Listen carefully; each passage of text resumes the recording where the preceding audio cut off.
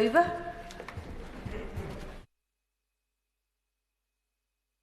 Business of the day.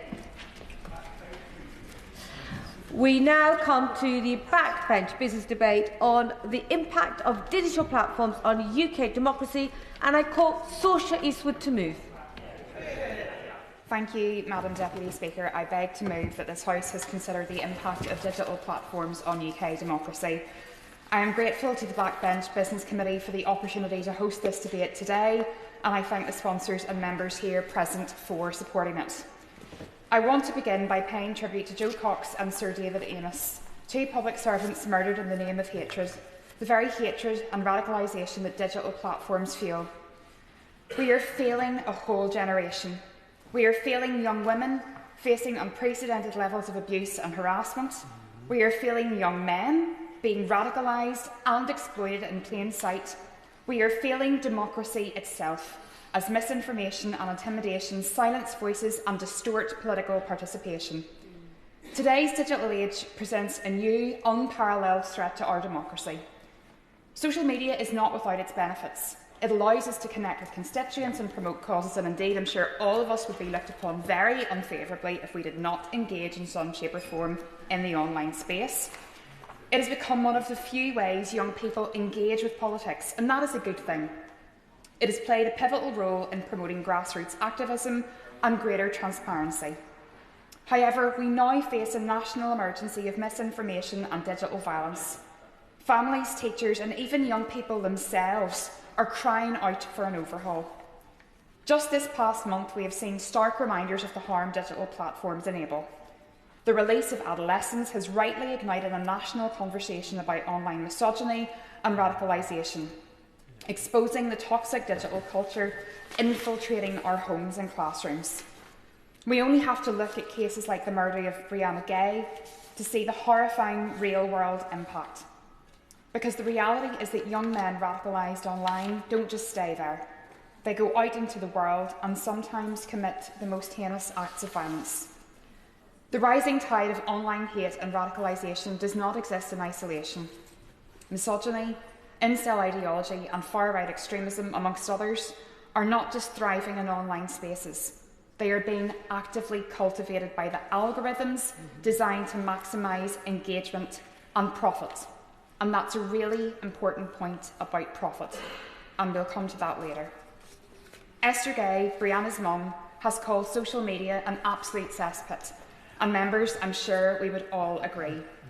She has called for an under-16s ban, and she's right about that too. This crisis is not confined to one country, one background, or even one ideology, and I want to make that point clear too. The names change, but the pattern remains the same. Parents are terrified, teachers powerless, children are being exploited right under our noses. All you have to do is look at the case of Alexander McCartney, a prolific paedophile who sat in his bedroom in County Armagh and abused children, thousands of children, right across the world. The UK's largest ever catfishing case, a man who used social media to blackmail, torment and sexually exploit children across the world. And whenever I participated in a discussion last year on the then Safer Phones Bill, there were all of the big social media companies present. And I asked them, after them, in my opinion, boasting about how they self-regulated, I asked them had they been familiar with the Alexander McCartney case. Only, yes, I will indeed, Shirley, yeah. I congratulate the Honourable Member for Lagan Valley for securing this debate and for all the work she is doing to campaign on it. Does she agree on that point that whilst there are some fantastic examples of social media being used positively to enhance democracy and political participation, this is often reliant on benevolent and honest owners, and that our democratic safeguards should not rest on the presumption of goodwill or honesty from technology giants? Absolutely. I thank the member for his intervention, and I think that's a really timely point. We shouldn't be outsourcing our children's safety to the whim of social media companies, and indeed we heard earlier today in the House in a previous statement about the impact of content moderation and how that potentially may or may not be forming part of discussions as we move forward in terms of trade agreements. But in that room of all those companies, only one had heard of that case. That tells me everything that we need to know about how seriously big tech takes child safety. So it shouldn't take a TV show like Adolescence to make the government wake up to what has been warping our society for years. Actions taken so far from the government have been inadequate. Meeting with the adolescence creators was indeed welcome, but that is simply not enough. Commissioning more reviews, talking about cultural change, tinkering at the edges will not fix this. We must speak to these platforms in the only language they understand: profit and laws. And we know what's driving this.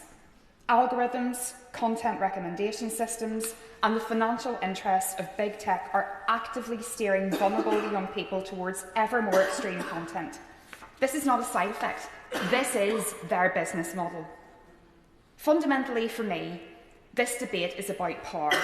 Who holds it, who wields it, and in whose name are they acting? Right now, it's big tech billionaires and online extremists, working hand in hand, shaping our children, our democracy, and warping our society. And this government, too slow, too weak, and too captured by vested interests to stop them. Figures like Andrew Tate have built empires manipulating young men into their worlds of violent misogyny, lies, and conspiracy, ingratiating himself with Donald Trump and Elon Musk. Does he care about men? Not a bit. He exploits them. This is not just an individual person behaving irresponsibly. This is a coordinated machine, primed to drown out critical voices, spread misinformation, and undermine public debate. Agitators and bullies like the Tate brothers have always existed, let's be honest about it. But what's changed is the tools and the platforms that they have at their disposal, and therefore the access to young people in particular. And let's be clear, their reach is not accidental. Andrew Tate is amplified, promoted, and monetised by the very platforms that claim to be unable to regulate online harm. This is not just about free speech. This is radicalisation. This is control. Powerful, malign actors, some overseas, some homegrown, are exploiting our young people and our political system for profit. These platforms are not neutral. They push extremist content deliberately, algorithmically, and at scale. Will the Honourable Lady give way? I will, Shirley. I'm very grateful to my honourable friend for giving way and for the really clear way she's laying out some of the issues that we're talking about today. I'm lucky enough to be one of the vice chairs of the all-party parliamentary group on fair elections, and one of our strands of work is on tackling mis and disinformation. One of the calls I've heard is that at the very least, the social media giants should have a duty to perform a risk assessment to look at the legal but harmful content, and I think this covers some of the issues she's talking about today. Would she agree that that's the very least those platforms could do? Absolutely. I thank the Honourable Member for her comments, and I completely agree. I think that's at the absolute very least, bare minimum, that they should be doing. A report by Not Hate found that almost 90% of boys aged 16 to 18 in the UK have consumed content from Andrew Tate. On Elon Musk's X, a platform that has dismantled its trust and its safety teams, his videos dominate young men's feeds. If we allow this climate to continue, we are handing digital platforms the power to dictate political debate, poison young minds, and do irreparable damage to our democracy. Of course, the loudest free speech warriors are the first to silence criticism. I know this personally. After I called out Elon Musk for platforming extremism, Tate's followers immediately descended on me with a flood of abuse and harassment. That was not random. That was a deliberate attempt to silence an elected representative. I was bombarded with death threats, rape jokes, and abuse from accounts both local and international. Then, the Tate brothers themselves came after me. Two men running from the most serious criminal charges, propped up by the world's most powerful leaders, and they targeted me, an elected representative from Northern Ireland, for daring to speak my mind. It wasn't even about them, it was about Musk. But it was a calculated attempt to silence an elected politician. I was, in their words, a nice target, a direct attack on democracy and this House itself. But this is not just about individuals, it is about democracy. We have seen a deliberate, organised effort to create an online environment where extremism flourishes, where intimidation becomes the norm and where women, minorities and political opponents are driven out of public life. I will. I thank the Honourable Member for Logan Valley for this really important debate that she secured and her really passionate speech on this. She's raised a point which highlights the ripple effect of if we don't challenge this, what will happen. In the last general election, we saw so many women and BME candidates being targeted online, a number of that going unchecked, a number of that from hidden social media accounts, hidden identities. Does she agree that if we don't deal with this issue, what we're going to see going forward is less people coming forward, putting themselves forward to stand for public office? Yeah. Absolutely. I really thank the Honourable Member for her contribution, and I'm actually really honoured that you're here today because I think your voice is so important in this. And I mean, last year, whenever I was elected to this House for the first time, I was really proud to be here as part of a diverse Parliament. I think that's something that is welcomed right across the House. It's reflected on benches right across. And that's a good thing, but I have to be honest and say that we have heard from many parliamentarians, not just here but across the UK, that if they had known what this was going to bring to their life, they wouldn't have stepped forward. And yet that's exactly what we need, because that's what these people want. They want those voices to be silenced. And this isn't just about us agreeing with political views that we like. Absolutely not. I will defend to the hilt people to express views that I absolutely do not agree with, because they need to be heard too. But you make a really important point, and I thank you for it. The Northern Ireland Electoral Commission's report on the 2024 UK general election laid bare. Over half of candidates reported harassment, intimidation or abuse. 1 in 10 faced severe abuse. Women were disproportionately targeted, as were other minorities, often by anonymous accounts, a point the member has just made.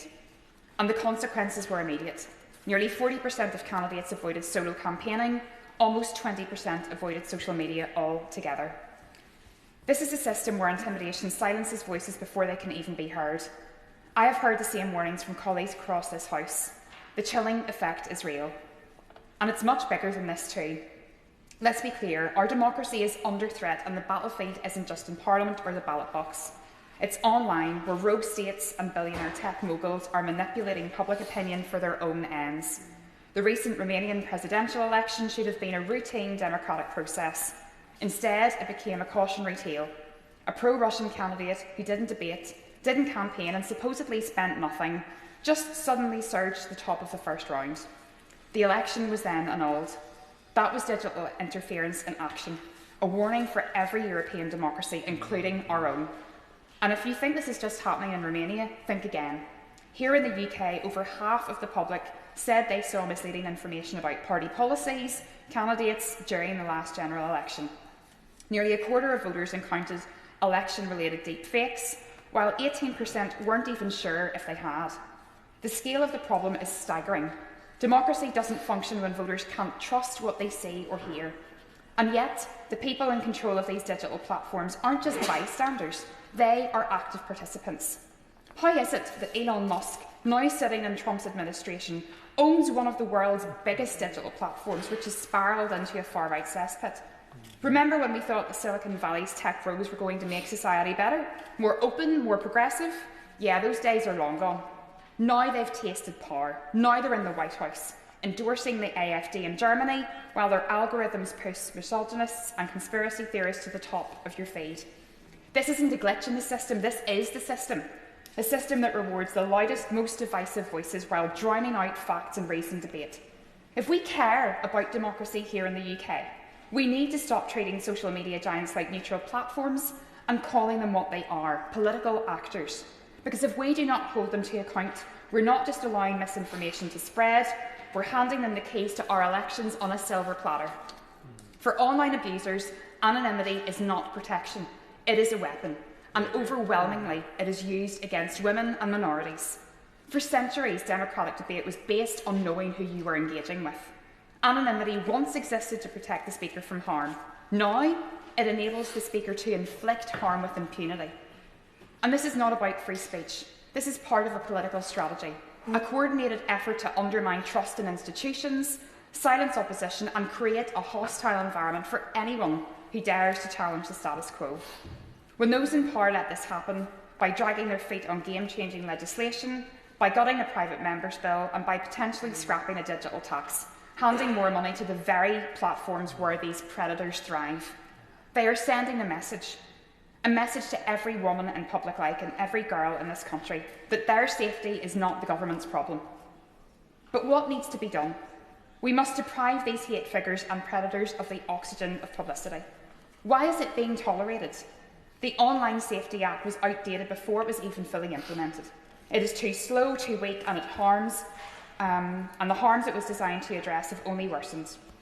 Regulators lack the power to challenge big tech. Ministers are too afraid to stand up to Musk and Trump. Every concession emboldens these extremists. There is no appeasing them, and our children's lives cannot be collateral damage in a reckless pursuit of growth. Meanwhile, Australia has taken decisive world-leading action. They have introduced a full ban on social media for under 16s. Meanwhile, the UK's digital age of consent remains at 13. That means children as young as year 8 can legally sign up to platforms awash with violent misogyny, porn, self-harm content and extremist material. What more proof does this government need? The Safer Phones Bill could have been a game changer. Instead, it was watered down, gutted and abandoned. Why? Because in my opinion, this government prioritised big tech's profits over our children's well-being. We do not need any more reviews or consultations, but we do need decisive, courageous action. While this government dithers, the average 12 to 15-year-old now spends 35 hours a week on their phone, more than a full-time job. And I would... Yes, I will. Well, lady giving way, she's making a really genuinely powerful speech and a really strong argument. I commend her for it. It may be that the government is struggling to tackle the digital platforms themselves, but would a useful first step be the banning of telephones in schools up to the age of 16? I thank the member for his contribution, and I mean, he's absolutely right. This is a huge issue to grapple with, but what I think is clear is the evidence that this has caused so far. I think there is a valid discussion to be had around the usage of phones. I think possibly sometimes schools are one of the only places where we know that our children's devices will be taken off them for a set period of time. But for me, once they get them back, what's on it? And that for me is the point at hand. To conclude, who would want to be a child growing up today in this world? And that's something really distressing and disturbing. Where radicalisation is just a click away, where misinformation spreads like wildfire, where people's reputations are trashed in seconds, and where those who challenge it are met with a wall of coordinated abuse. I know I wouldn't want to be growing up today. Political donations, foreign interference in elections, voter manipulation, online bullying, deep fakes, mental health problems, class disruption. This is just the tip of the iceberg. And sadly, I don't have time today to cover it all. But I do know that we have a moral duty to protect young people and future generations, and I truly believe that everybody in this House genuinely believes that and wants to act upon it. This is now a national security issue. A society where young men are radicalised against women is a society that becomes more violent, more fractured and dangerous for us all. We are at a critical juncture. The question before us is clear. Do we allow the likes of Andrew Tate, Donald Trump, Elon Musk and others to profit from poisoning the minds of our young people? Or do we stand up for our children, our country, our democracy and the very fabric of our society? The government must act, and act now. So I ask, what's stopping us? If not now, when? The time to act is today, for the sake of our children and indeed our very democracy. Thank you, Madam Deputy Speaker. The question is, as on the order paper, I call Anneliese Dodds. Thank you, Madam Deputy Speaker. I rise from the backbenches for the first time in many years, having resigned my position as Minister for Development and for Women and Equalities. The view is much better from here, as the late great Robin Cook said, but I do deeply regret that I cannot continue to serve in the government that I campaigned for so long for. I wish my successors, Baroness Chapman and Smith, all the very best, and I won't try their patience, nor indeed yours, Madam Deputy Speaker, by reprising the contents of my resignation letter now. But I do want to explain why it's during this debate that I've chosen to break my silence. The new government entered office at a time of unprecedented geopolitical and economic flux. There's no muscle memory in government or indeed in politics for the instability we are currently seeing. And as democracy backslides globally, instability is the new normal. It demands a strategic, not a tactical response. Economically, I believe, as I set out in my letter, that we must be prepared to reassess shibboleths, whether they be the fiscal rules, as Germany has done, or on taxation, especially when the very best off have seen so little impact on their well-being from economic headwinds. And we must work with our allies, particularly Europe, but also beyond, to build our resilience on defence production and exports, with productivity growth hammered by post-Brexit impediments to trade, and now also, as we heard this morning, from US-imposed tariffs. From Turkey to Somalia, people are desperate for democracy, stability and economic growth. In supporting them, we also support our country's security. I therefore regret that on top of the huge cut to overseas development assistance that led to my resignation, the shift to a cash basis may limit resources further. I welcome the Prime Minister's commitment to work closely with other countries to bridge some of that gap, but that must include radical action to tackle indebtedness, increase financial guarantees, protect life-saving health services, and to support and reform multilateral bodies as they come under attack from autocrats. Now, I believe, Madam Deputy Speaker, that we need the same strategic, not tactical approach when it comes to the protection of our democracy. Last summer saw the worst racist riots in our country since the Second World War. None of us can forget those appalling scenes when racist thugs set fire to hotels knowing people remained inside, and all in the name of 3 poor, beautiful little girls. May they rest in peace. The policing and criminal justice response was swift, and I commend the government for that. But in this case and others, the influence of social media has not been fully digested, let alone acted upon. And there are many other canaries choking down the coal mine, not least due to the growth and impact of violent online misogyny. And here I commend the Honourable Member for Lagan Valley, not just for her steadfast campaigning, but for the fact that even as she has received such appalling abuse herself, she continues to stand for women and girls, and I stand in solidarity with her, as I know all members in this chamber should do. Considerable progress is being made to defend democracy by the new government. Through the task force of that name, the Joint Election Security and Preparedness Unit, the Foreign Influence Registration Scheme that was released a couple of days ago, the Speakers' Conference, particularly focused, of course, on the safety of candidates, and the new ban on the creation as well as the sharing of sexually explicit deepfakes, whether they're focused on politicians or on other victims. But attempts to degrade our democracy have involved actors from states which are not classified as hostile, and they've taken place outside election times too. Policy must deal not with how things were 10 years ago, but with the reality of an online world which is having huge offline consequences. First, I agree with the Honourable Lady that we lack tools to deal decisively with the growth in disinformation. The Online Safety Act does include measures to protect content of democratic importance, but without a clear definition of that content, and with Ofcom's Advisory Committee on Dis and Misinformation apparently not having met yet, this must speedily be remedied, given that over half of people now receive news through social media, and that rises to 82% of young people. Recommender algorithms, as the Honourable Lady said, privilege engagement above all else, and extreme content engages more. So I urge the Government to consider including independent audits of recommender algorithms, as contained in the EU's Digital Services Act, but not in our Online Safety Act.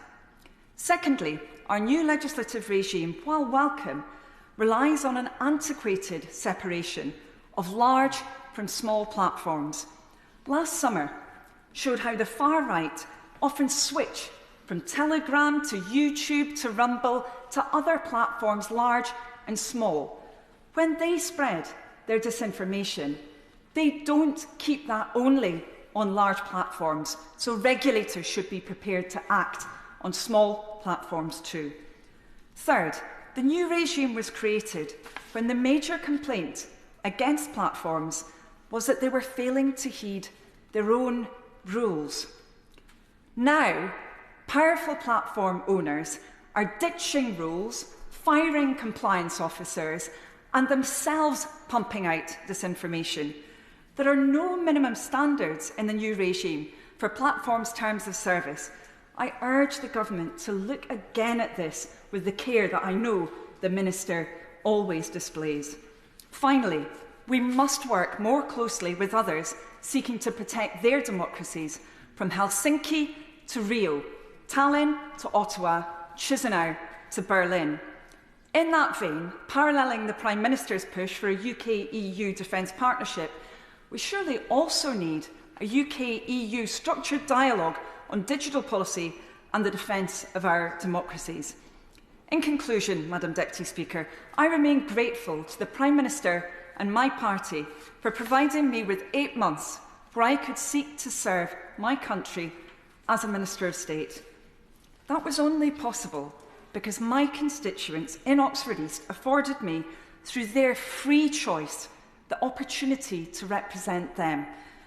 And voters' free choice, taken for granted so often in our country, but so precious, is what is ultimately at risk if we fail to defend our democracy. Thank you. I call Bobby Dean.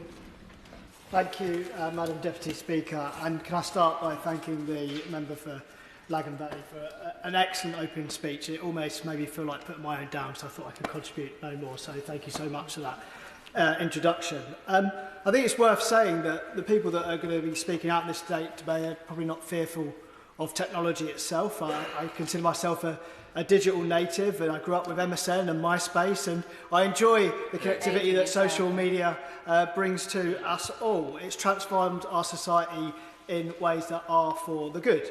But without a doubt, we do have a problem. We have a big problem with content, we have a big problem with addiction, and as the member for Lagan Valley articulated so clearly, we have a problem with power. I'll begin with content. There's been a huge rise in the level of hate, misogyny, violence and pornography that we are seeing on our social media feeds. I'm certain that I'm not imagining it. I'm sure that the stuff that pops up on my For You feed on X wasn't there a few years ago prior to Musk's ownership. And the sorts of things that have been pushed towards me as a youngish man, it's an absolute disgrace. A few months ago, I had a knife crime incident in my community, just yards away from my office. And the footage of that circulated online within minutes. And again, I'm sure I'm not kidding myself that a handful of years ago, eventually that piece of content would have been taken down. Today, Meta, Facebook, showed no interest in taking that down. And that shocking footage is still circulating around my community, and shame on them for that. This sort of content rises to the top of algorithms because it's emotionally charged. It disgusts, it enrages, and it sparks fear. And this works for the social media companies because this is how they generate their profit.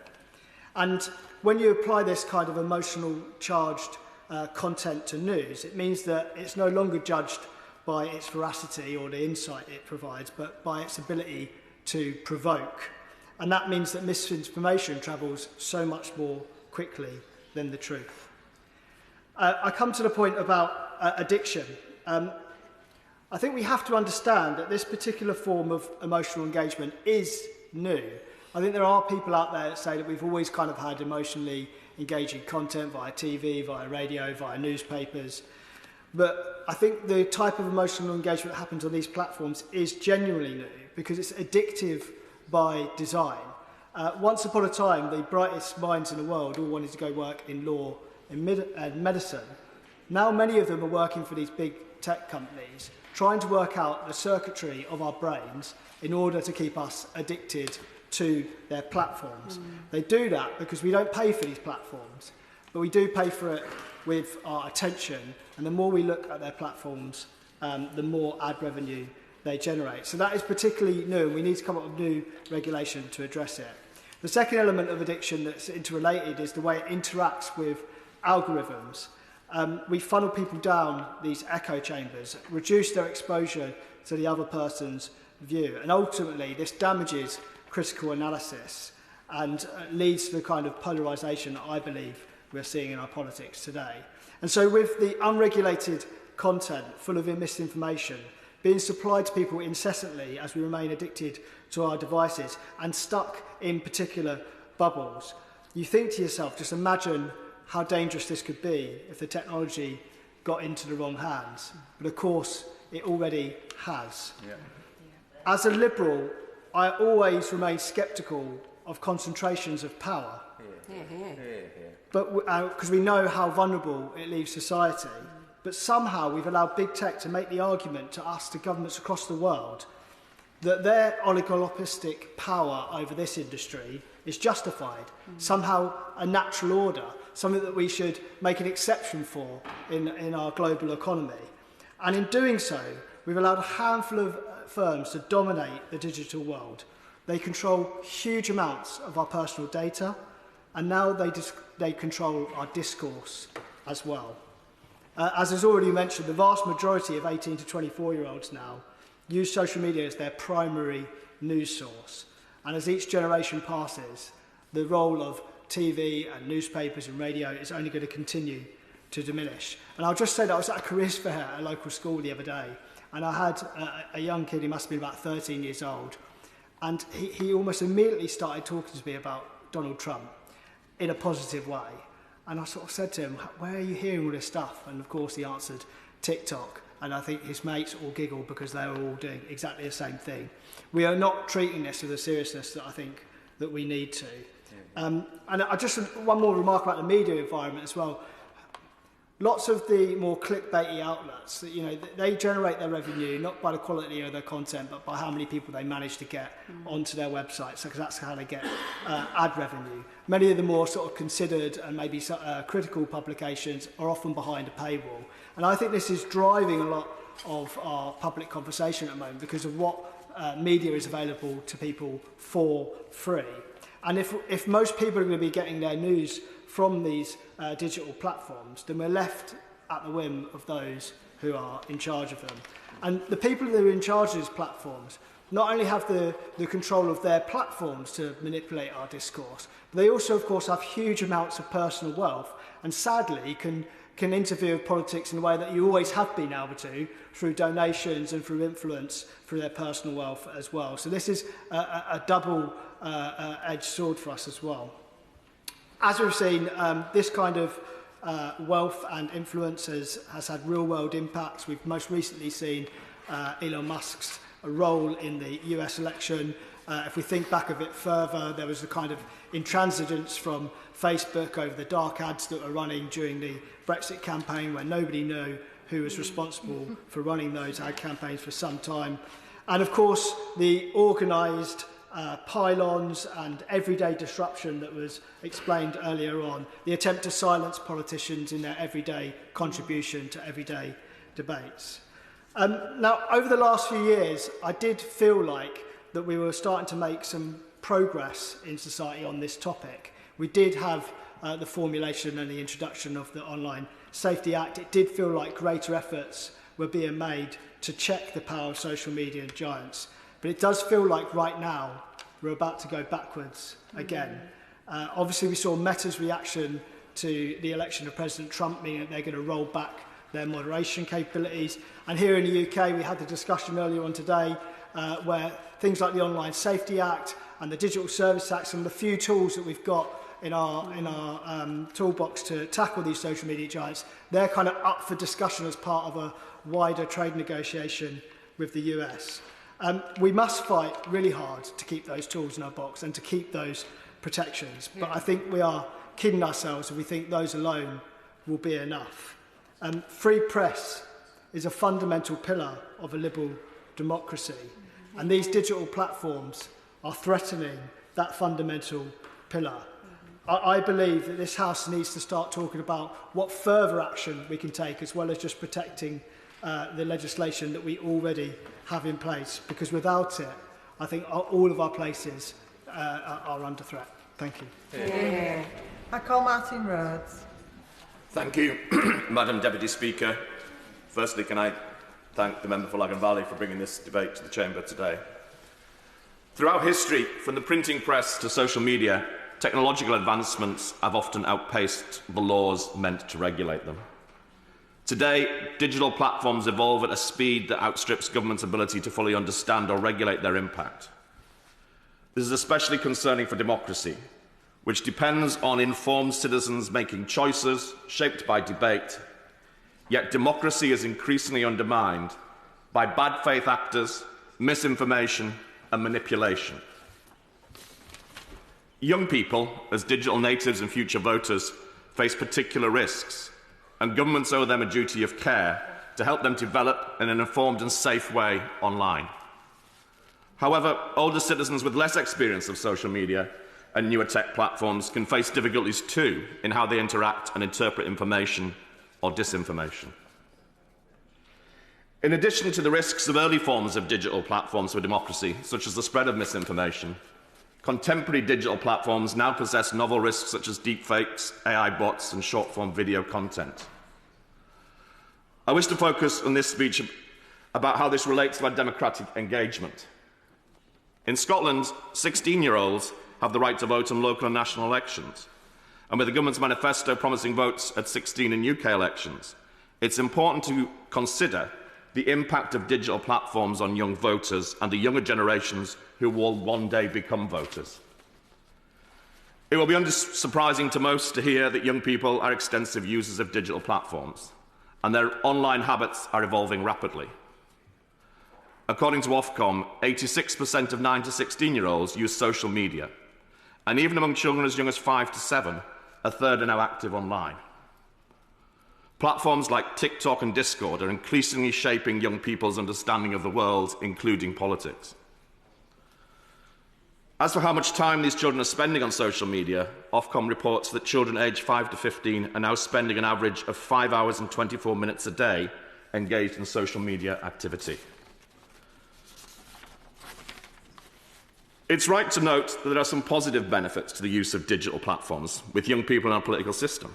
It can allow young people to access the entire sum of human knowledge, and so has real scope as a great source of educational knowledge.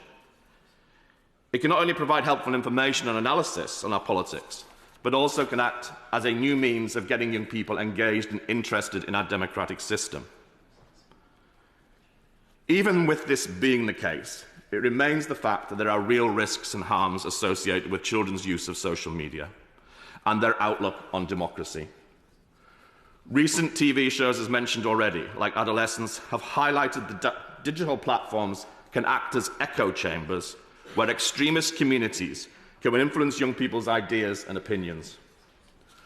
A recent survey was published by the University of Glasgow's John Smith Centre, based in my constituency, which found nationally 57% of young people aged between the age of 16 to 29 prefer to live in a democracy. That said, 27% in the poll would prefer to live in a dictatorship. The fact that over a quarter of this age group would prefer to live in a system completely juxtaposed to our own democracy should be a warning to us all. In difficult times globally, with uncertainty and disruption to previously accepted patterns of international, national and local environments, the lure of simplistic but dangerous solutions promoted by bad faith actors can be all too persistent. I welcome action that has been taken to address these challenges by being committed to both making the digital world a safer place for young people and delivering real, tangible improvements in their lives through other policy initiatives. But we must work harder to move forward in terms of responding to the ever-changing environment that we face in terms of online activity. Social media giants must be held accountable for their role, the role their platforms play in shaping public discourse. And no tech executive should be above the law. I commend the honourable member's efforts with this backbench business debate and bringing it here today. We must not only protect young people, and in fact all citizens, from harm online, but also equip them with the tools to shape their future, ensuring they're not just passive consumers of digital content, but informed and engaged and citizens in our democracy. Jim Shannon. Thank you, Madam Deputy Speaker. First of all, thank you for calling me. Can I commend the Honourable Lady for Lagan Valley for, first of all, asking for the debate and thereby giving us all an opportunity to participate, but also to thank her for her passion for the subject matter. And I'm very pleased here to represent my constituency of Strangford, along with the Honourable Lady for Lagan Valley, the entirety of Northern Ireland, with the two of us being here. So I commend the Honourable Lady for her courage, for her speech and for her determination to be a spokesperson for many. Madam Deputy Speaker, the rise of digital platforms and online use has been a subject of concern for many years, but recently more so than ever. I'm probably the oldest person in this chamber, so with that being the case, then I will then be able to say that these are things that I never faced in my young life of a long, long time ago, but my children do, and my grandchildren will, and that's what this debate's about. Information is distributed online so readily and can be easily accessed by anyone not dependent on age. The spread of potential false, damaging, vile information shapes how the public view and form an opinion on things, and there's so much work to be done on this matter. The Honourable Lady for Lagan Valley referred to in her introduction, and we should say it because just last week they did a survey of MLAs at the Northern Ireland Assembly. It's incredible with those surveys of those who were subjected, male and female, to levels of abuse that some said if they'd known it was going to be this bad, they would never have entered politics in all their life. Now, if that doesn't tell you about the levels of abuse and vile comments that are put upon men and women, male and female, then nothing does. Madam Deputy Speaker, I want to firstly start off by saying that I've seen and read numerous disgusting comments recently in the past about many politicians, that's referred to at the Northern Ireland Assembly, but including myself and my party, which stem mostly from social media and the supposed keyboard warriors, those heroes who hide behind the keyboard of all ages and backgrounds. In the last week, I've had nothing but admiration for my friend and colleague, the Honourable Member for Upper Bann, who has been an inspiration for not only members but for young women across the United Kingdom who have been faced with online personal abuse. She's been so courageous. Watched her in the View last Thursday night when I got home, along with Naomi Long, the Police and Justice Minister for the Northern Ireland Assembly, and both of them were excellent. But they epitomise the vile abuse to both of them and to others. There is and there must be zero place in society for families who have to read abuse about a loved one. And I hope that the Minister can acknowledge how much work there is to be done on this matter. Furthermore, since the rise of social media in the last 10 to 15 years, we've seen the impact this has on children. And as a grandfather of 6, I very much understand why we must protect our children. So I look very much to the Minister to reassure us, as a mother herself and with her young children. I know that she appreciates, as I do, as we all do, the impact upon our children, and in my case upon my grandchildren. Whilst there are the obvious benefits, such as learning good digital skills for the future and the ability to communicate, that's important to be able to have that ability to do that. The mental health issues are shocking. The statistics surrounding anxiety and depression are at an all-time high amongst children, and more so than in any other generation ever before. I actually questioned the stats when I seen them for Northern Ireland, and indeed there must be probably similar for the United Kingdom, that young children as young as 8, 9 and 10 have anxiety issues, have depression issues. We are seeing more suicide and witnessing thousands of instances of cyberbullying. I know that the Honourable Member for Lagan Valley comments on the new Netflix show Adolescence, and the traction that's been gained from this show is incredible, and the Honourable Lady is to be commended. There are lessons to be learned from this in terms of mental health, the dangers of social media, and how to engage with friendships and relationships, and perhaps as a collective there could be more onus on this in our schools. So again, I think it has to be more onus on our schools. So when the Minister responds, maybe the Minister might be able to tell us what discussions she's had with the Education Minister to ensure that these are issues that have been addressed directly at school level. I do agree with the Honourable Gentleman from the Conservative Party who intervened in the Honourable Leigh for Lagan Valley and about mobile phones. I am convinced that the issue of mobile phones has to be addressed directly. I know many schools in Northern Ireland have some pilot schemes where they remove the schools and they put them in pouches and they get them back at the end of the day.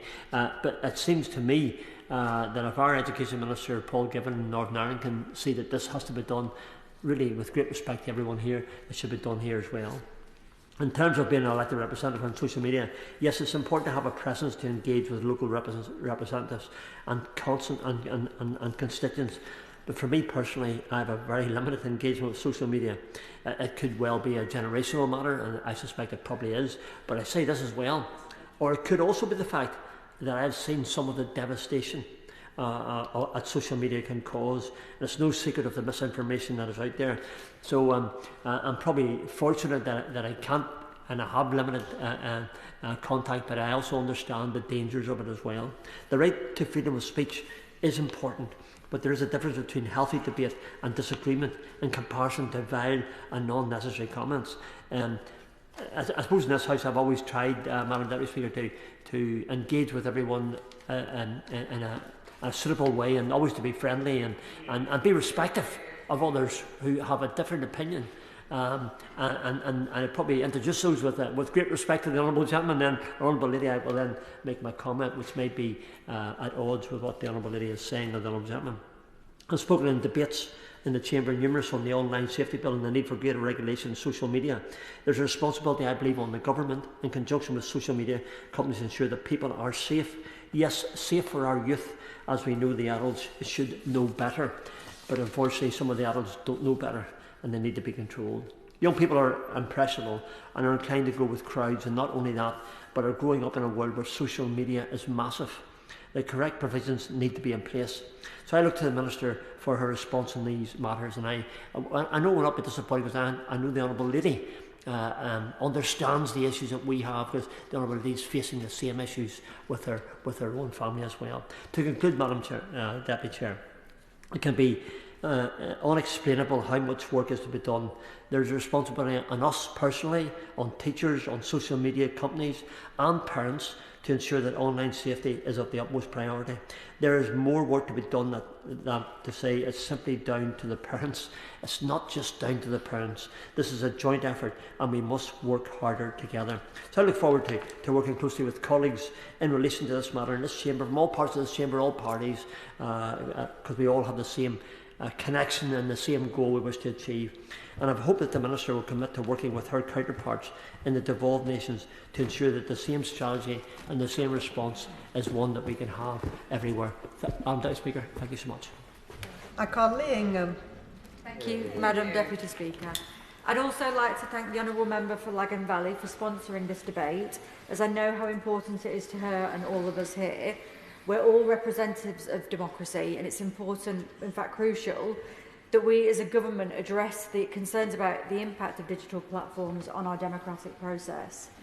Sadly, faith in our democracy is being withered away in today's age of mis- and disinformation. Even more concerning is the rise of threats and abuse received online by MPs across this House. This abuse takes unique forms for female MPs and for MPs of colour, who are too often the targets of sexist or racist threats of violence. And I'm not sure if a declaration is necessary in this case, but I would like to make it known that I am a member of the Speakers' Conference on the Security of Candidates, MPs and Elections, and I would like to commend him for his work in this space. Yeah. The anonymity granted to users by online platforms makes it so perpetrators feel especially confident in their abuse. It also makes it harder to track and identify the worst offenders. Additionally, with the rise of artificial intelligence, bots can be directed to abuse MPs and political candidates en masse. These bots are even more difficult to trace. And directing abuse and threats at MPs isn't just hateful, it deliberately undermines our political system. As the member for Lagan Valley said, it's a threat against this House. When we must fear for their safety, the most valuable link in democracy, that between us and our constituents, is strained. An MP should feel safe in their community, as should anyone else. Threats and abuse are not the only issue. Online platforms are privy to hordes of personal, sensitive information about their users. For many people, social media is their main source of news. So around 72% of my constituents in Stafford, Eccleshall and the villages use Facebook. But we know that Facebook has a troubling history of endangering democracy. We all remember the outrage when Facebook breached the personal information of millions of users to the political consulting firm Cambridge Analytica. This data was then used to target political advertisements in the US presidential campaign of 2016. The breach wasn't discovered until 2 years later. For me, this was the first time I realised just how seriously the political process could be undermined by digital platforms. Very recently, Meta stated they would no longer use independent fact-checkers, and as a result, misinformation runs even more rampant. I'm sure we've all experienced family members sending us the posts that present themselves as facts but are often complete nonsense. Sadly, since I became an MP, these are really, really targeted at me, so my family and friends will send me pictures of me looking shadowy in, the backs of rooms. Recently, you'll be pleased to know, I banned banter. Allowing misinformation to run rife leads directly to a loss of faith in our democratic institutions, but it also leads to a rise in extremism. And just to reiterate the point that I made about me looking shadowy in the corners, there's an issue with all political parties when they're personally targeting individuals, but particularly, as the point remains, when they're women and people of colour, there are specific attacks that those groups face. Yep. It's obvious that social media has the capacity to influence elections. It's also obvious that social media can act as a medium for abuse and for threats. And I know many of my friends in the chamber with me today across the House have experienced this firsthand. Therefore, it's absolutely crucial that action is taken to curb abuse and misinformation. Yes, I will. Thank you. I thank my honourable friend, and I think she's making a really compelling case for the risks that can be associated with social media platforms, who too often seem to have all of the agency but none of the accountability for what we see on their platforms. And I wonder whether she agreed with me that when we see these platforms, as has been articulated today, pushing people to more and more extreme versions of content through the very algorithms which they use, that it is time that we see more checks and balances in place for these social media giants. I thank my honourable friend for her comment, and actually it reminds me of something my sister-in-law recently told me. There was something, I think it was on Instagram, a story of a relationship, and a girlfriend had had one experience, and my sister-in-law had received the story on her feed, but my brother received a completely separate version of the story, which was really targeted at gender disparity, but also pushing different narratives of the same issue. And it was she was saying to me, how weird is it that they both got it on the same day, but it was pushing this very specific narrative Of course, yeah. I thank my other friend for giving way, and she's given a trademark excellent speech, and a really emotional speech, which really highlights the issues. And I'm sorry to hear the issues that she's faced. Would she also agree, when members of Parliament are targeted in this way, that it doesn't just affect them, but it also affects their families? And actually, as mentioned by the member from Lagan Valley, it actually puts people off getting involved in politics, and that can't be a good thing for democracy. I thank you for his point, and I completely agree with it, actually. I particularly am passionate about getting more women into politics. It's something I will constantly bang on about, and the number of women that have said to me, I don't want to put myself in that position. In fact, when I was considering standing for this place, it was one of the things that I was most nervous about. I'm actually, as an individual, not a huge user of social media platforms, haven't ever really been someone who put my life out there in that way. And it made me incredibly nervous about standing for a political role, because I didn't really want to expose myself in that way, or my family. So yes, I think his point is a very valid one. In the old days, we had coffee shops, we had pubs to disagree over politics, but today, in the rise of social media, what it's meant is that people often get their information and have their political conversations online, but a quiet conversation in a pub or a coffee shop doesn't reach thousands of people within seconds. So social media has meant that the very nature of political discourse has changed because the medium has changed. Yes, I will. Well, I apologise for not being here in the early part of the debate. I'm so moved by what she said. The truth is, the discourse she's described has been brutalised. And complex ideas have been made simple, or at least apparently simple. Yep. And malignance has been given licence, exactly as the Honourable Lady just said. And my advice to any new member of this House, don't get involved. I'm not involved in social media at all. But I have an immense profile in my constituency. I'll repeat that, shall I? An immense profile in my constituency. Because I occupy the real world, not the virtual world. And real-world contacts with people are always more valued and more valuable. I thank the Honourable Member for his intervention. I think I agree, actually. I host a lot of community coffee mornings in my constituency, and where we discuss rather complex ideas rather than three-word solutions to what are very complex problems. I agree with this point. I think social media is here, and it's here to stay, so we've got to make sure that what we do next is regulate it appropriately.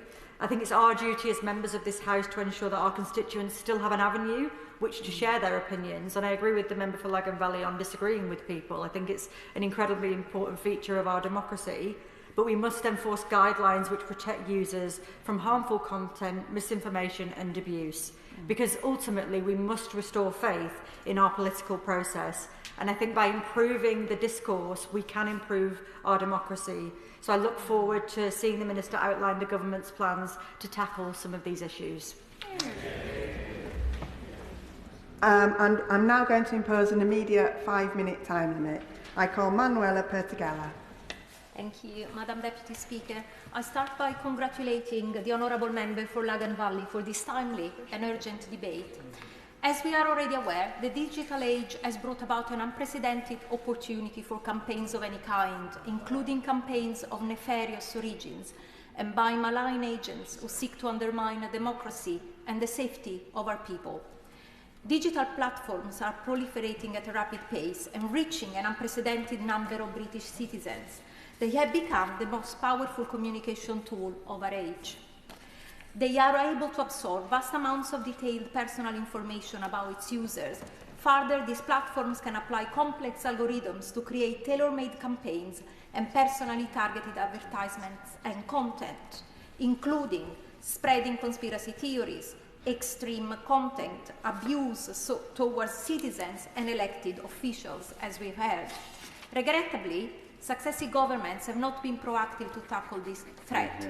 I'll say they have been complacent with inertia and inaction, while tech and social media giants spread misinformation and outright lies. They have let their digital platforms incite hatred, digital and physical violence, and caused riots on our streets. The digital world is the last frontier, wide open for exploitation by domestic and foreign powers who do not have Britain's best interests at heart. The Russian government has been accused of orchestrating a widespread campaign of interference and disinformation that seeks to undermine the global order. Last autumn, the head of MI6 warned that the international order is under threat in a way not seen since the end of the Cold War, accusing Russia of a reckless campaign of sabotage across Europe. Likewise, Elon Musk recently used his platform to suggest the Americas should liberate the people of Britain and overthrow the UK government. As we heard, it's not just our democratic processes which are under threat and being targeted. Our children are too, with violent misogyny, online abuse, radicalization, sexual exploitation. Who is keeping our children safe?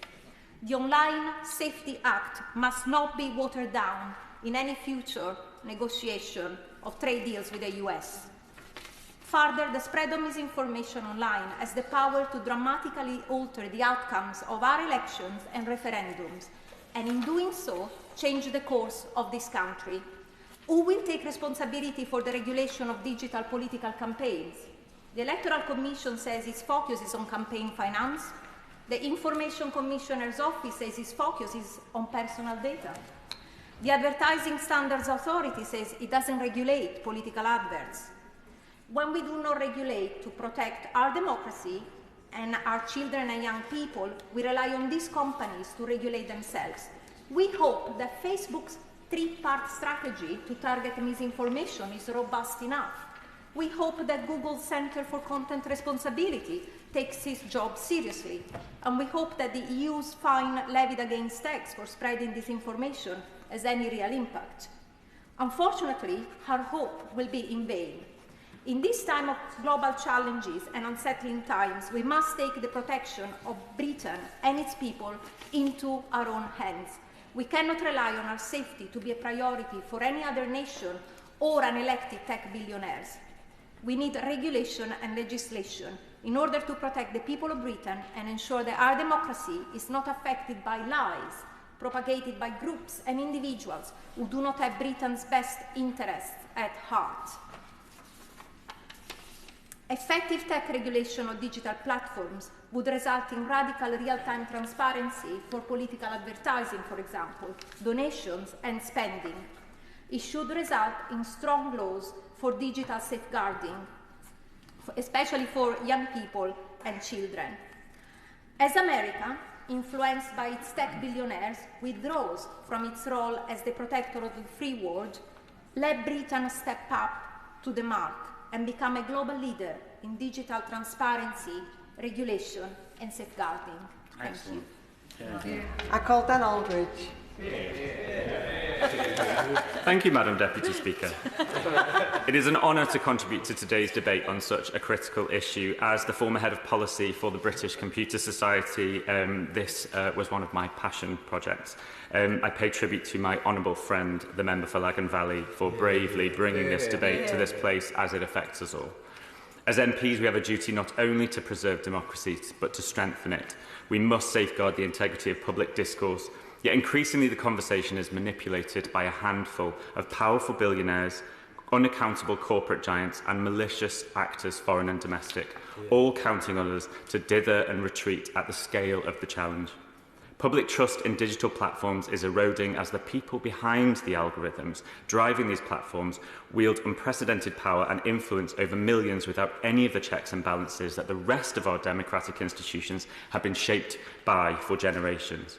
The people behind the algorithms designed to manipulate or exploit are rewarding sensationalism and division over truth, nuance and meaningful discussion with impunity. Absolutely. The very distinction between fact and fiction is being eroded. And I fear that young people's consciousness of that is being so damaged that we won't really be able to navigate the journey to truth that he describes. But the point I wanted to make is this, with your indulgence, is it is those great giants, but it's also the keyboard warriors. You know, Umberto Eco said that the internet is the empire of imbeciles. And the trouble is, people can't tell the difference now between imbeciles and experts. Member for his contribution, and I would say that children, there's a lot of conversation rightly about children in this space, but we often forget that it's people generally that are having huge problems with this. When I was knocking on the doors just last weekend, grown men were saying they didn't believe anything they read online, they didn't believe anything I said, there was no way of justifying that, and it's a real difficulty, so I'd absolutely take his point.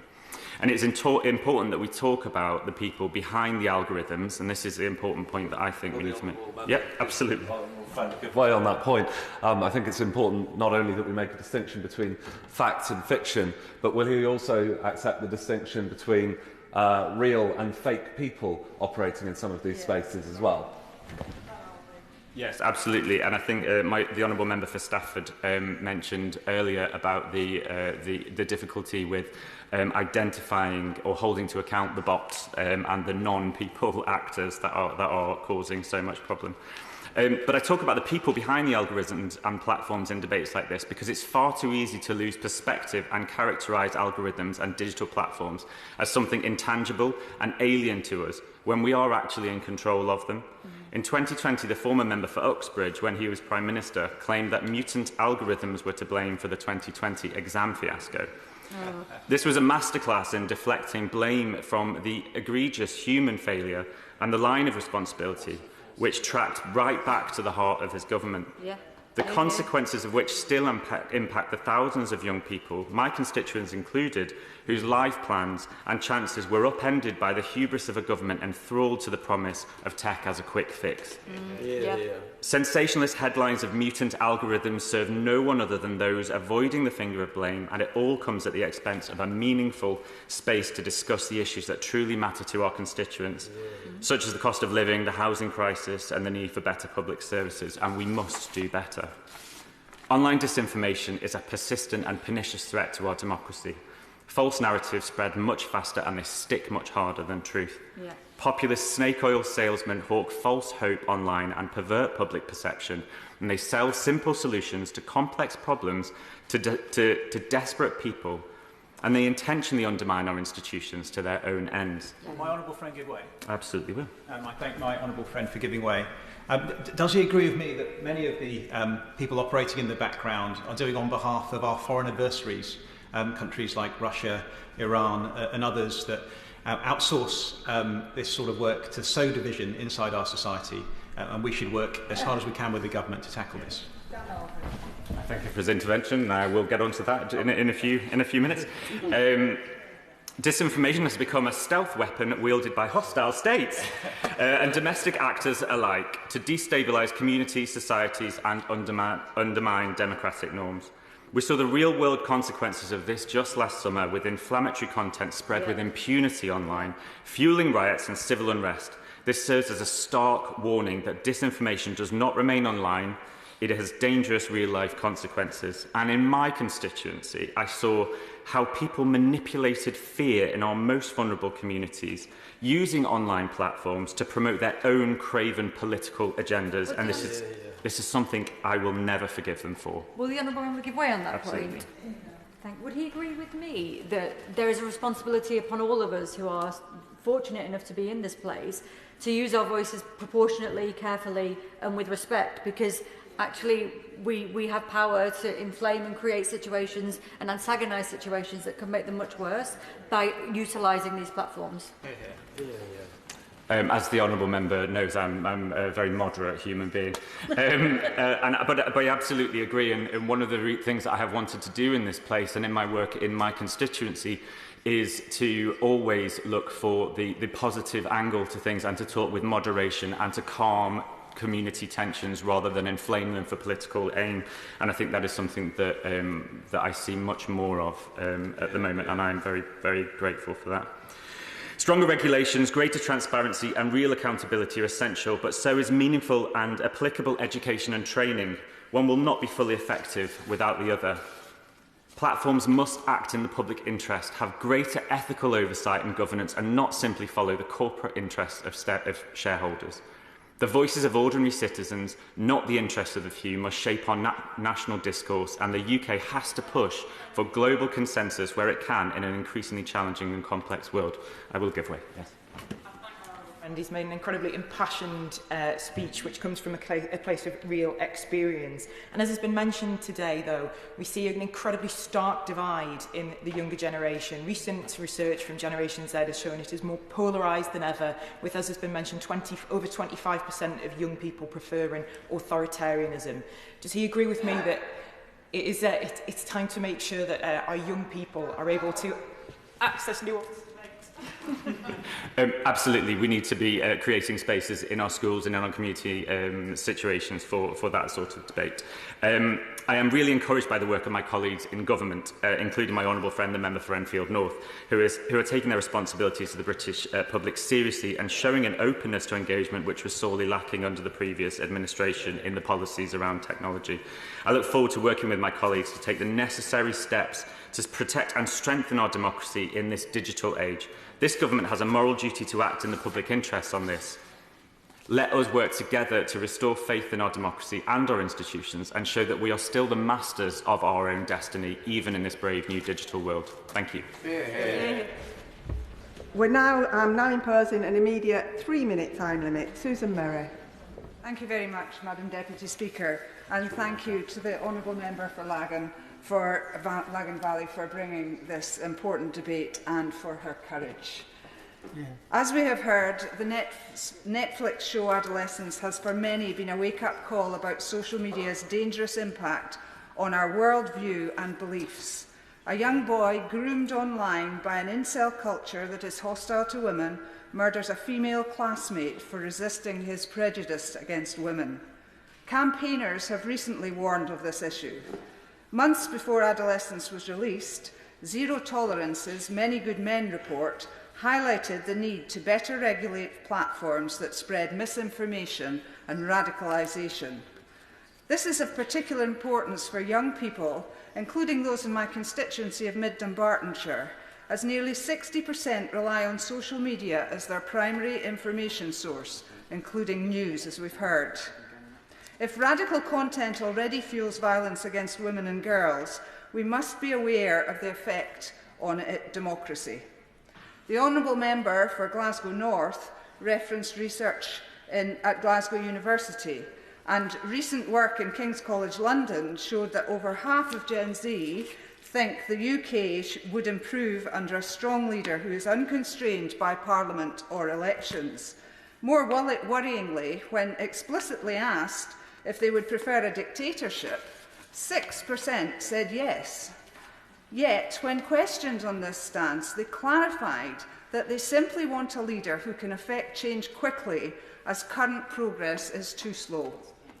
This shouldn't come as a surprise. After all, they are bearing the brunt of a mental health crisis, soaring house prices, and a brutal job market. It is clear a poor online environment reflects a poor real-world environment. Individuals of all ages, frustrated by their circumstances, look for something to blame, be it women, immigration, or democracy. Sentiment driven by social media giants and the far-right populists who exploit young people's frustrations. The solutions to social media's erosion of democracy lie in the real world.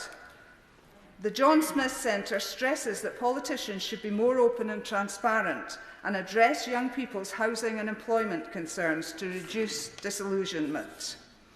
If we ignore their challenges, social media will continue to undermine our democracy and draw our young people into increasingly extreme environments. Thank you. I call Joani Reid. Deputy Speaker, I'm grateful for the opportunity to speak in this debate today, and I would like to thank the Honourable Member for Lagan Valley for raising this really important issue. I think it's all too tempting for us to believe that the democratic processes that were once stronger, they were more resilient or perhaps more civil. But I don't think nostalgia is a particularly practical strategy. But nor can we assume that progress towards a better world is natural and without any setbacks. It's our responsibility as legislators to not simply comment on history, but to actively shape it, particularly when we're confronted with new and complex strategies. And Madam Deputy Speaker, Madam Deputy Speaker, the impact of the digital platforms on our democracy represents precisely such a challenge. It did promise to democratise the debate, to give every citizen an equal voice, but the reality has been far more complicated. And I would argue it has been more destabilising than democratising. Polling by More in Common revealed that 72% of Britons believe that social media has negatively impacts young people, and even more people showed a strong appetite for greater accountability from tech companies, particularly regarding misinformation and online harm. Ofcom's latest findings shows that 3 in 10 children aged 8 to 17 encountered harm online in the last month. That's not abstract. Just because it's online doesn't mean to say it's a real harm, and just because we don't allow it offline, so we shouldn't allow it online. And social media companies have enormous power to influence the public debate. Their platforms have too often facilitated harmful content, hate speech, misinformation, abuse, and the reality is that they continue to profit from division and outrage, and we should expect to see a lot better and more better from these influential businesses. I'm the chair of the APPG against anti-Semitism, so I'm kind of subjected to a particular kind of abuse, which gives me the tiniest glimpse into what it's like to be either Jewish or indeed a minority in the UK, and most of which, because it's so widespread, I just ignore. But occasionally I'll get something that I think, well, that's really not acceptable, and I'll report it. The Honourable Member, please. Yes, sure. On that point, and I thank the Honourable Member for giving way.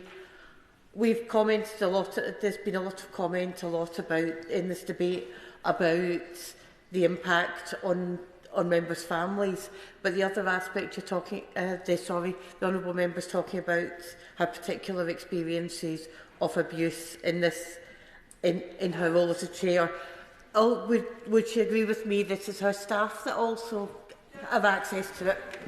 Thank you, Madam Deputy Speaker, and I thank the Honourable Lady for her intervention. And yes, I do absolutely agree. I wanted to give you a sense, though, of what I've reported to X, which I've been told doesn't meet their threshold for action, and I can just block them if I want to. So some of them are being directed at me. Why are Jews allowed to invest in politicians in the UK?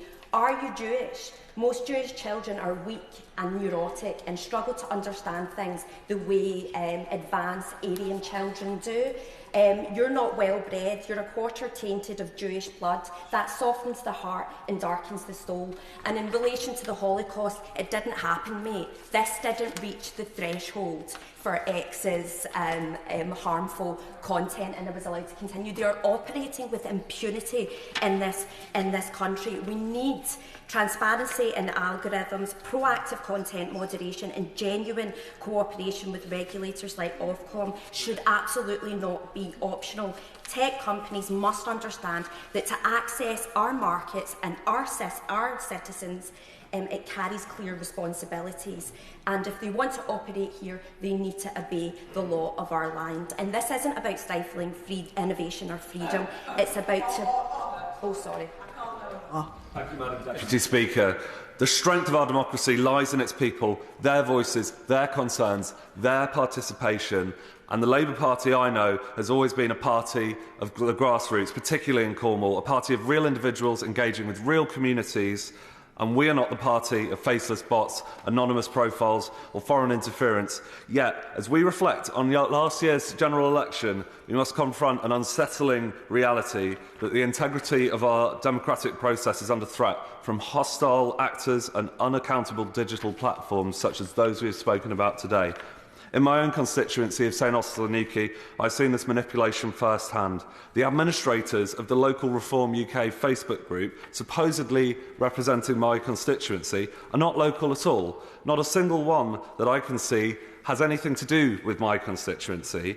Many cannot even be identified as real individuals. This is not grassroots activism, Madam Deputy Speaker. It is astroturfing, an insidious form of political manipulation where orchestrated campaigns masquerade as spontaneous grassroots movements, misleading and deceiving the public. And this is not an isolated case, Madam Deputy Speaker. Across the UK, our election was tainted by misinformation on an unprecedented scale. These were not spontaneous expressions of the democratic electorate, but the work of domestic and foreign actors, malign, desperately interfering to distort the public discourse. The power of these platforms is to spread falsehoods rapidly, without scrutiny, undermining trust in our political system. Undoubtedly, the owners of these platforms wield immense influence on our public discourse. Their decisions on content moderation, as we've heard, shape what information is disseminated and trusted. That one such owner has openly endorsed figures convicted of hate crimes, such as Stephen Laxley Lennon, is appalling, signalling how much those with immense digital influence can amplify those voices. So these are not neutral platforms, they're ideological battlegrounds, and right now the scales are tipped in favour of disinformation. So Labour stands for a very different vision of politics, and politics built on real people, engagement and real communities, Madam Deputy Speaker. Thank you. I call the Liberal Democrat spokesperson Max Wilkinson. Thank you, Madam Deputy Speaker. A serious allegation was recently made that Liberal Democrats spend too much time in our communities fixing church roofs and we're not on Twitter. Well, last night I logged back on, and let me tell you, Twitter was absolutely brilliant. The quality and depth of political debate really was something to behold. Liberals and authoritarians, nationalists and internationalists, people from the economic right, left and centre were engaging in well-informed, expansive and thoughtful debate about the most pressing issues of the day. I jest, of course, it was a total waste of time for everybody involved, including me. Though Elon Musk has made it useful for some people, I refer to those on the hard right of politics who are profiting from Twitter by sowing the seeds of division, not just profiting politically, but also lining their pockets with the money of the social media barons. And I have already told the member I'm about to reference that I'm referencing him today, because his register of members' interests is revealing. The Leader of Reform has declared more than £10,000 in earnings from one particular source since he was elected. The address of the payer is in Market Square, and I know what you're all thinking. You're thinking it's the charming covered market in Clacton. But no, that closed in 2022. It's Elon Musk's X, based in Market Square in San Francisco, California. The member for Clacton has also declared more than £14,000 in earnings from Google, £98,000 from Cameo, based in Chicago, more than £2,700 from Meta in California. Now, one wonders where he finds all the time. As a 2024 intake MP, I encounter my colleagues who basically don't have time to go to the loo. But on a more philosophical note, for one who claims to be a patriot, he's certainly taking a lot of money from international sources, isn't he? That should give us all pause for thought when we consider the impact of digital platforms on democracy. We might conclude, at the very least, that it distracts some MPs from doing their actual job. And I don't mean the action of doom-scrolling. I mean, of course, the distraction of the grift. But what of the broader threats presented by social media platforms? Well, we've spoken on many occasions recently about the issues that young men are facing and the impact on democracy. Now, it is my belief that at its heart those issues are the symptoms of many problems, including the tone of debate about the roles and responsibilities of boys as they become men, a lack of secure routes to employment and ludicrously high housing and rental prices. If you're stuck in your childhood bedroom looking for reasons why your life is rubbish, then the digital world has no shortage of scapegoats. Women, minorities, LGBT+ people, immigrants, foreigners, refugees, disabled people, the weak, single-parent families, the list goes on. And there's no shortage of snake oil salesmen out there who can tell you who you should blame and what you can do about it. Andrew Tate tells us it's the fault of women. And for any young men at home, I can tell you that nobody outside of the manosphere wants to see pictures of bald men in their middle age with their tops off. I know from personal experience. My social media followers, and more importantly, my friends, left me in no doubt about what a plonker I looked after a photo I posted of me at Cheltenham Lido. Those who idolise Tate would do well to heed this advice. Jordan Peterson, another big thinker on the right, gives brilliant advice to young men. He tells them they must make themselves physically strong so they can find a mate and they can get rich and powerful, or they'll end up dying poor and alone with their melted brains like crustaceans defeated after a violent fight in the depths of the ocean. I'm pretty sure that's not true. The lads shouldn't worry about it, but so many are, thanks to these sellers of snake oil online.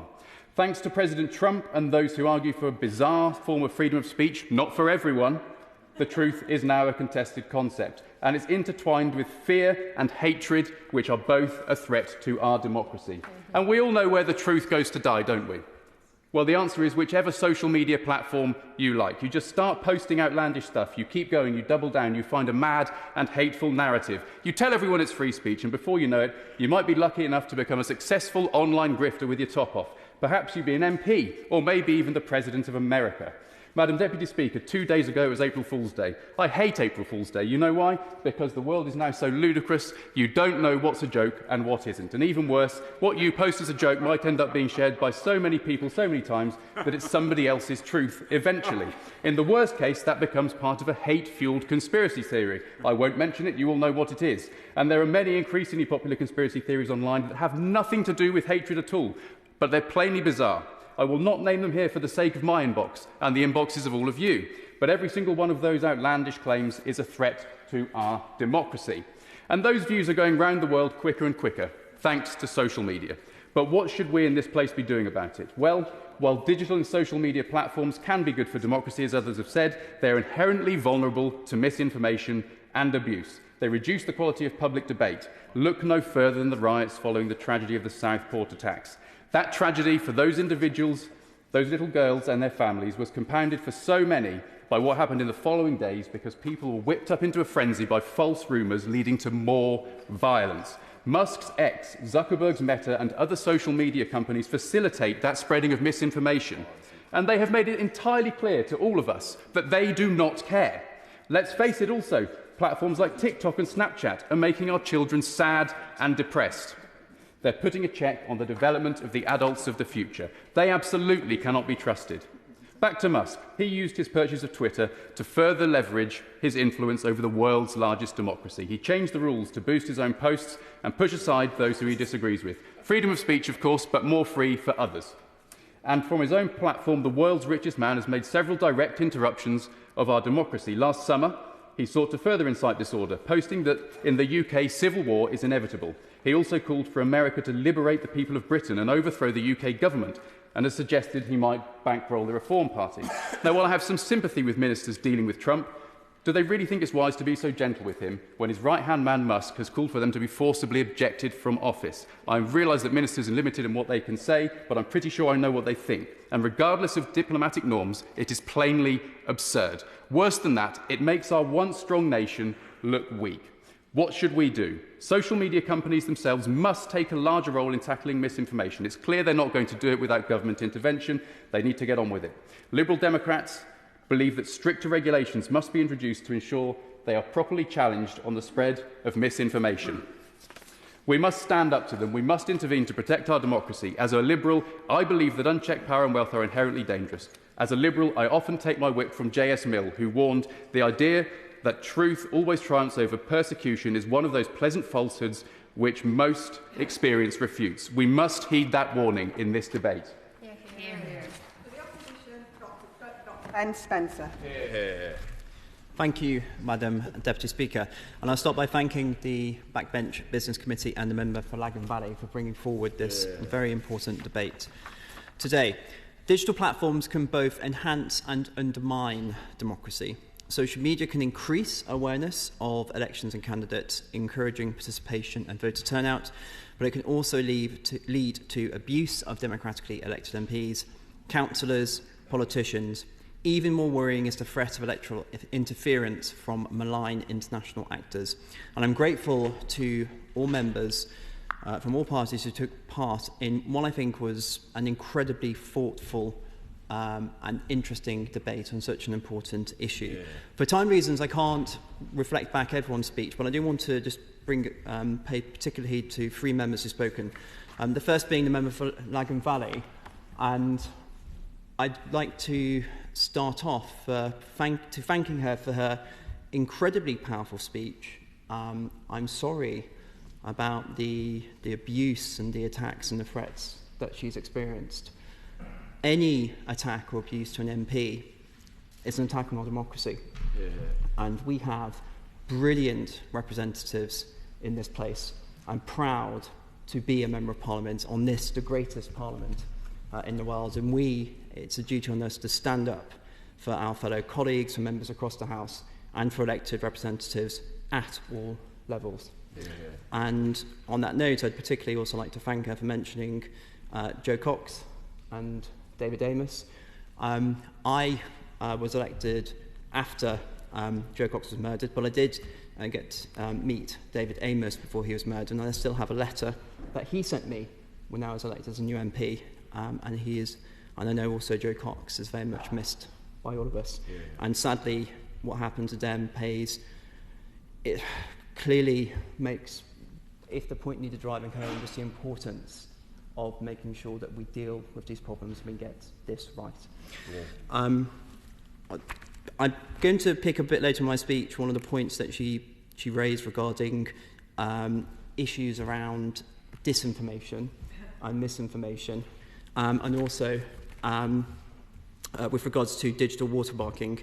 I do think she also raised some very important points regarding how social media are operating, and I've often thought that we need to think about anonymity and privacy separately in terms of people using the platform and the content going out on it.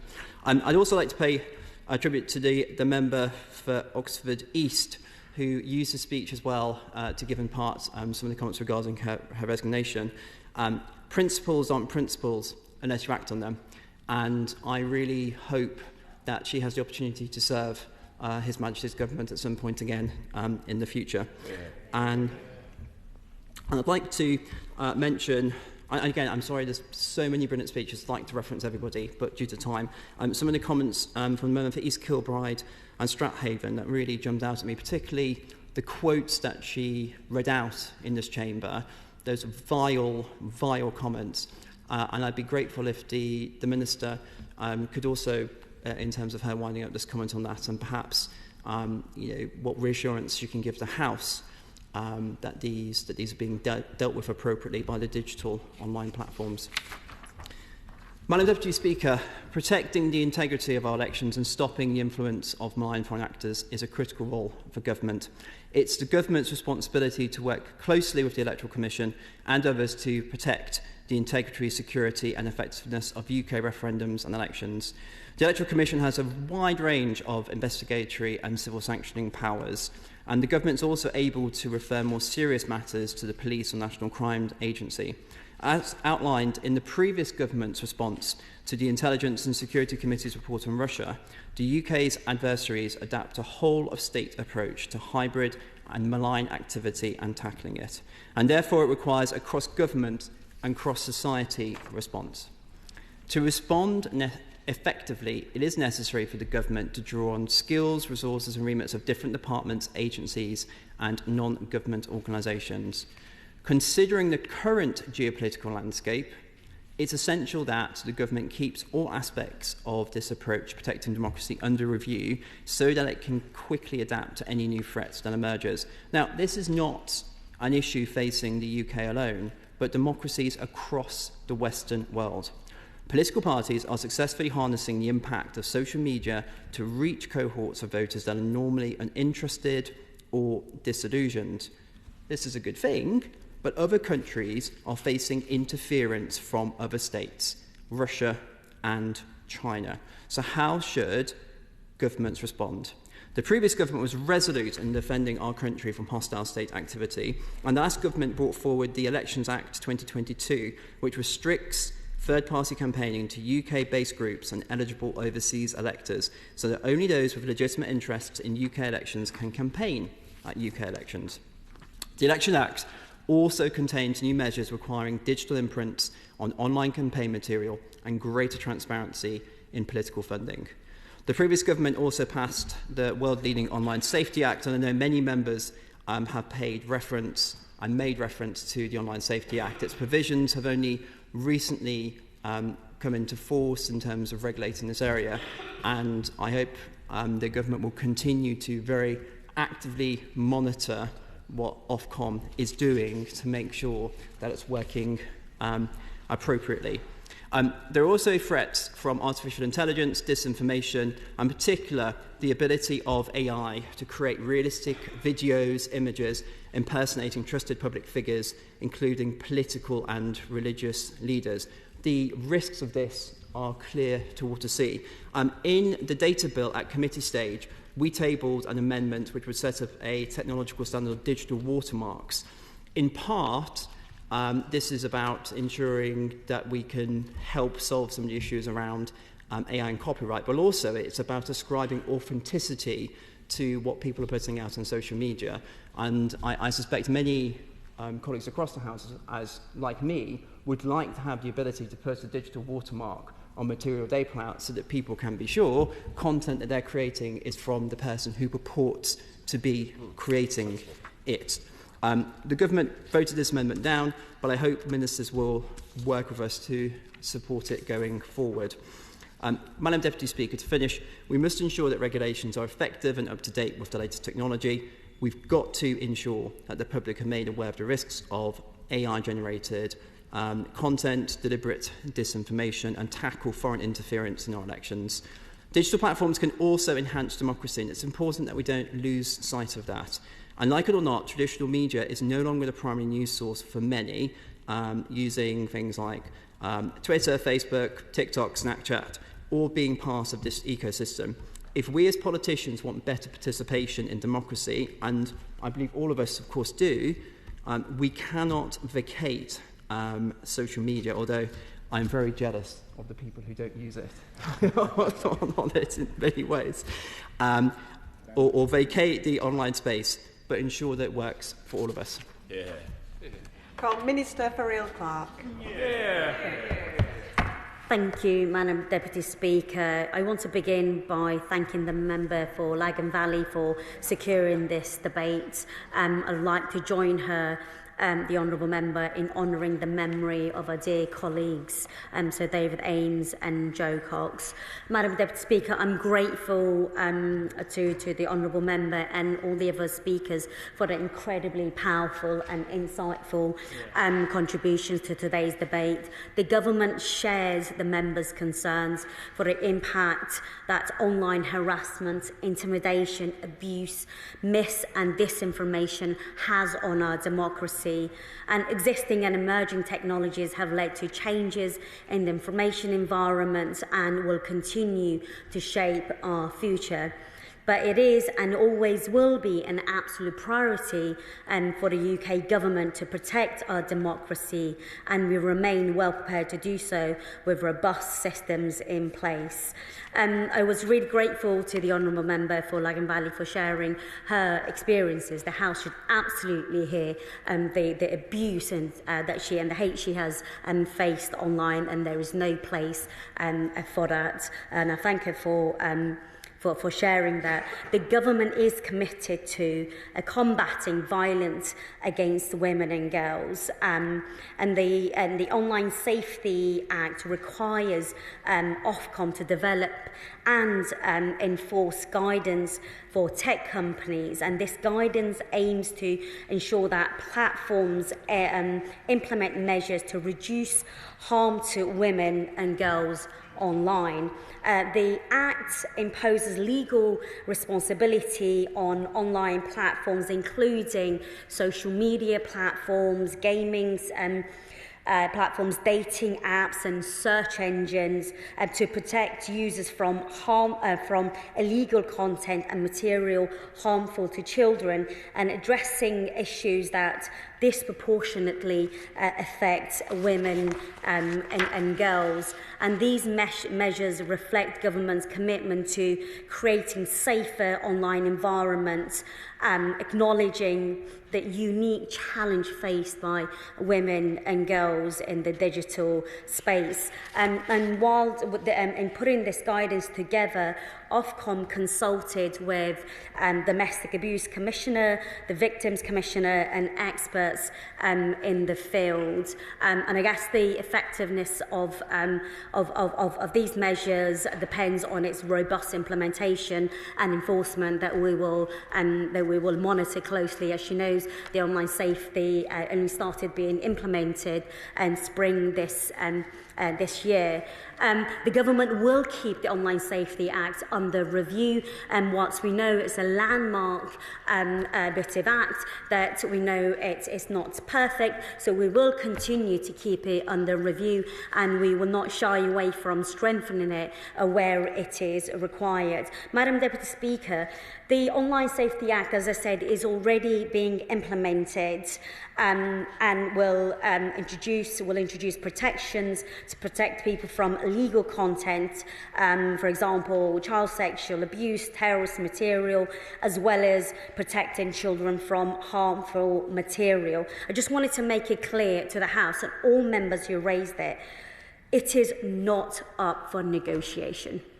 And the honourable member also raised the issue of banning phones for smartphones for under 16. The government will consider all options in pursuit of children's online safety. However, it is important that the government takes evidence-based action in recognition of the need to balance safety with allowing children to use technology positively. And I'm sure she's also aware that November last year, the department announced a study on methods and data to understand the impact of smartphones and social media on children, and the study began December last year and will run for 6 months until May 2025, and I'm sure we will report to the House on that. I just wanted to come back to my colleague, the member for Oxford East, and I just wanted to take this opportunity to thank her for all the support that she gave me and many of my colleagues whilst she served on the front benches, whilst we were both in opposition and since we were in government. And I look forward to seeing her on front benches soon, and I hope she doesn't spend too long in the back benches. The honourable member raised the issue around the unrest last year. During the unrest last year, the department worked with major platforms to tackle content contributing to that disorder. This included proactively referring content for platforms to assess and act on it in line with their terms of service. And throughout engagement, we have been very clear that social media platforms should not be waiting for the Online Safety Act to come into action, and they should be actively removing harmful content. She also raised the issue of broader international collaboration on online safety, and I absolutely agree. International collaboration is absolutely crucial in tackling the global threat of online harms, and we must build consensus around approaches that uphold our democratic values and promote a free, open and secure internet. Madam Deputy Speaker, as it was raised by the spokesperson for the opposition, since 2022, the Elections Act has protected candidates, campaigners and elected office holders from intimidations both online and in person. It is an election offence for a person to make or publish before or during an election a false statement of fact about a candidate's personal character or conduct for purpose of affecting the return of that candidate at the election that the person does not believe to be true. This provides a reasonable check and balance against malicious smear campaigns. But, Madam Speaker, we also have the Defending Democracy Task Force with a mandate to drive forward a whole government response to the full range of threats to our democracy. The task force reports to the National Security Council and comprises of ministers and senior officials alongside representatives from law enforcement, the UK intelligence community, the parliamentary authorities and the Electoral Commission. And in April 2023, the Defending Democracy Task Force set up the Joint Election Security and Preparedness Unit, JESP for short, as a permanent function dedicated to protecting UK elections and referendums. This includes monitoring and mitigating risks relating to the security of elections, including AI and mis- and disinformation. JESP stood up an election cell for the 2024 elections. The cell coordinated a wide range of teams across government to respond to issues as they emerge, including protective security, cyber threats, and mis- and disinformation. And the election cell has also now been stood up for the upcoming local elections. And as part of these efforts, firm steps are taken to ensure the security of candidates and campaigners. This happened both during last year's election and will happen again for the upcoming local elections.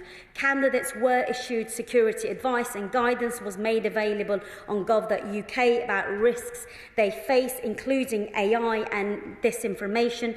This guidance brought together expertise from across the security community, including the Police, National Cyber Security Centre and others, to help candidates implement quick and effective personal protective measures. I've only recently looked at it. I will recommend all to be candidates to take a look. Madam Deputy Speaker, this accompanied an investment of £31 million over the financial year 24-25 to strengthen protective security measures for MPs, locally elected representatives and candidates. As reported by the Electoral Commission, last year's UK general election was delivered safely and securely. Certain novel risks, like that of AI-generated deepfakes influencing the outcome, did not materialise. However, the election did see unacceptable harassment and intimidation directed towards candidates, campaigners, particularly online, and particularly female candidates. It is unacceptable. It is clearly vitally important that everyone, regardless of their sex, gender, race, feels able to participate in public life. The Home Office, under the Defending Democracy Task Force, is reviewing this activity. We need to better understand trends, motivations and drivers that cause people to harass and intimidate their elected representatives. This includes, Madam Deputy Speaker, identifying gaps and vulnerabilities and developing recommendations to strengthen legislative responses, as well as a clear delineation of online versus in-person activity and its impact. This work will report to the task force. My own department contributed to these efforts in tackling the online harms and improving online environments. Madam Deputy Speaker, but while the primary responsibility for harmful social media content rests with those individuals and groups who create and post it, social media platforms have a responsibility to keep users safe. Sorcha Eastwood to quickly wind up. Thank you, Madam Deputy Speaker. I want to thank everybody who contributed in the debate today and the Backbench Business Committee for giving permission and those who sponsored. I also want to thank the member for Oxford East. I was privileged to have you here, and your contribution was really, really poignant and incredibly moving. I want to thank all the shadow spokespeople and indeed the Minister for her remarks. I think today should be the start of a conversation and start of a dialogue. It's clear that everybody in the room today is really passionate about wanting to move forward with this, passionate about wanting to defend our constituents, but also our country and our democracy. And I look forward to working with everybody across the House as we move forward in tackling this issue. Thank you, Madam Deputy Speaker. Yeah. The question is, as on the order paper, as many as are of that opinion say aye. Aye. Of the contrary, no. I think the ayes have it. The ayes have it. We'll now let the front benches swap over for a few moments.